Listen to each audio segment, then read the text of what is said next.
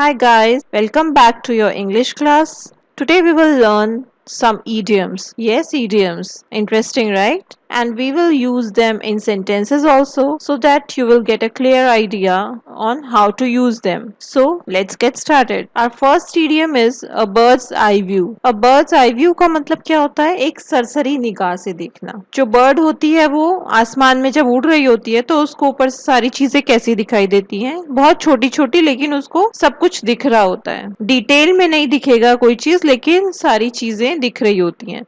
तो उस तरह के व्यू को क्या बोला जाता है? A bird's eye view. तो इसका मीनिंग देखिए, to give an overall but quick view to something. मतलब ओवरऑल किसी चीज को देखना, लेकिन जल्दी से देखना, डिटेल में नहीं, जल्दी से उसको देख लिया. या फिर to view something from a high angle. एक हाई एंगल से हम चीजें देख रहे हैं, जैसे बर्ड देखती है. तो देखिए यूजेज इसका. The prime minister visited the cyclone hit areas in a helicopter in order to have a bird's eye view of the situation. तो क्या है, प्राइम मिनिस्टर जो है साइक्लोन हिट एरियाज में गए हेलीकॉप्टर में. उससे क्या हेल्प हुआ? उन पर से उन्होंने सिचुएशन देख ली कि कहाँ पे क्या प्रॉब्लम है, किस तरह से उसका सोल्यूशन करना है, कितना नुकसान हुआ है. तो इस तरह से उनको एक बर्ड्स आई व्यू मिल गया सिचुएशन का. तो चलिए अब नेक्स्ट ईडियम पे चलते हैं. Next idiom is build castle in the air. मतलब ख्याली पुलाव पकाना. मतलब जो लोग सोचते रहते हैं हर समय, ख्याली पुलाव पकाते रहते हैं, तो उसको हम क्या कहते हैं? Build castle in the air. To dream about something that is unrealistic और has very rare chances of coming true. मतलब ऐसी चीजों के बारे में सोचना जो कि अनरियलिस्टिक है, जो पूरी नहीं हो सकती, या बहुत रेयर चांसेस हैं कि वो पूरी हो जाए. तो उसको हम क्या बोलते हैं? Build castle in the air. इसका सेंटेंस देखिए. His habit of building castles in the air made it very difficult for him to succeed in real life. मतलब वो हर समय सोचता ही रहता था, हर समय ख्याली पुलाव पकाता रहता था अपने दिमाग में. तो जो रियल लाइफ सिचुएशन थी उसमें क्या हुआ? वो कभी सक्सीड नहीं कर पाया, क्योंकि वो सोचता ही रहा, उसने कोई एक्शन नहीं लिया. तो इस तरह से हमने सेंटेंस में यूज किया है इसको. अब देखिए नेक्स्ट, अ वाइट एलिफेंट. अ वाइट एलिफेंट हम ऐसी किसी चीज को बोलते हैं जो कि हमारे लिए ज्यादा कोई यूजफुल ना हो, और स्पेशली ऐसी चीज जो डिफिकल्ट हो मेंटेन करने के लिए. जैसे समझ लीजिए इसमें एलिफेंट का यूज क्यों किया गया है? अगर किसी ने एलिफेंट को पेट बना लिया तो क्या हो जाएगा? इतना बड़ा एलिफेंट होता है, वो कितना सारा खाना खाएगा, को आपको मेंटेन करना कितना मुश्किल होगा. तो इसीलिए यहाँ पे हम एलिफेंट का यूज करते हैं इस ईडियम में, एक ऐसी चीज को दिखाने के लिए जो कि काफी डिफिकल्ट है मेंटेन करने के लिए.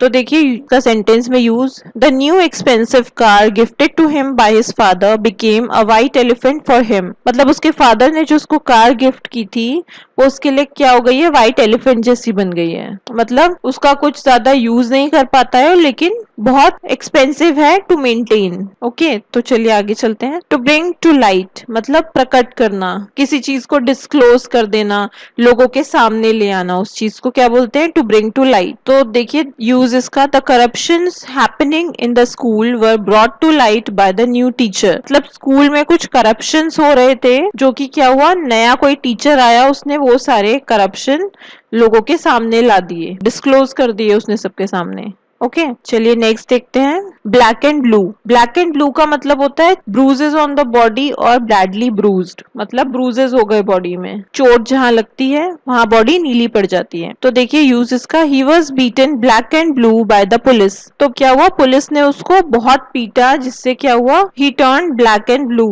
तो चलते हैं नेक्स्ट ईडियम पे. ईट हम्बल पाए. इसका मतलब होता है कि ह्यूमिलिएशन झेलना. मतलब आपने कुछ ऐसी चीजें की थी, बड़ी बड़ी बातें की थी या कुछ इस तरह का, तो क्या हुआ? बाद में आपको एडमिट करना पड़ा कि आपकी गलती थी. तो उस सिचुएशन को क्या बोलते हैं? ईट हम्बल पाए. इसका सेंटेंस देखिए. Rahul had to eat humble pie after it was proved that all his statements were wrong. तो राहुल ने बहुत बड़े बड़े स्टेटमेंट्स दिए थे पहले, जो कि बाद में क्या हुआ? रॉन्ग प्रूव हो गए. तो राहुल के साथ क्या हुआ? उसको ह्यूमिलिएशन फील हुआ. He had to eat humble pie. तो चलिए नेक्स्ट पे चलते हैं.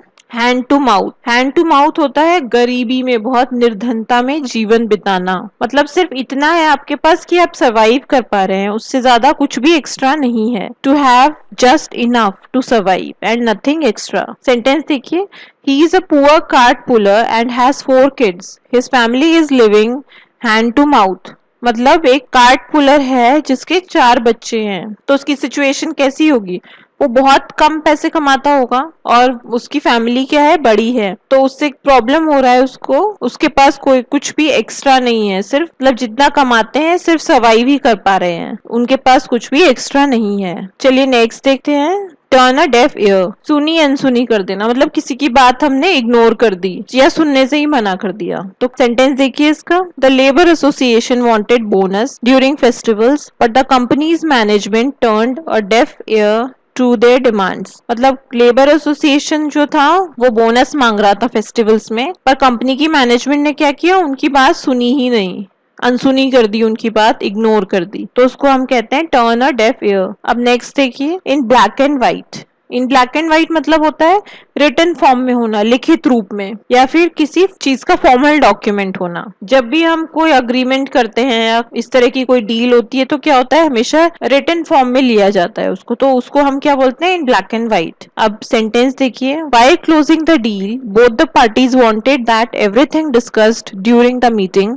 Should be in black and white. मतलब दोनों पार्टीज के बीच में जब डील हुई, डील क्लोज की उन्होंने, तो दोनों पार्टीज ने क्या इंश्योर किया कि जितनी भी बातें मीटिंग में डिस्कस हुई हैं उनको रिटन फॉर्म में लिया जाए, मतलब फॉर्मल एक डॉक्यूमेंट बने उसका, तो क्या बोला जाता है उसको, इन ब्लैक एंड व्हाइट। तो चलिए नेक्स्ट देखते हैं, spill the beans. Spill the beans मतलब होता है कि किसी की सीक्रेट बातें या किसी की प्राइवेट बातें क्या करना, रिवील कर देना लोगों के सामने, भेद खोल देना किसी का। तो इसका सेंटेंस देखिए, she wanted to keep her affair private but her friend spilled the beans. तो क्या हुआ, वो अपना अफेयर जो था वो उसको प्राइवेट रखना चाहती थी, सीक्रेट रखना चाहती थी लोगों से, पर उसकी फ्रेंड ने क्या किया, उसका भेद खोल दिया, उसका जो सीक्रेट था वो रिवील कर दिया सबके सामने। So that's all for today, we will meet with another video very soon.